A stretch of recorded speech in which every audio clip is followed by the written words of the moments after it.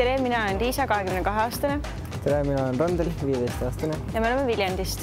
Meie tantsustiili nimeks on Tektoonik, mis leiutati Prantsusmaal, kus üks 15-liikmeline kamp siis tegi siukseid imelikke liigutusi oma lemmikmuusika järgi. Ja selle tantsuga tutvusin ma esimest korda muusikavideotest ja siis hakkas see tants mind huvitama ja uurisin selle kohta lähemalt internetist.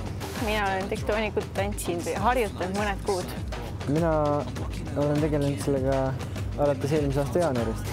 Mina tegelen peale Tektoonikuga paljude teiste stiilidega, aga Tektoonik arendab kõige paremini kätetööd. Tektoonik on Eestis väga vähe levinud stiil ja me soovime seda tutvustada teistele Eesti noortele.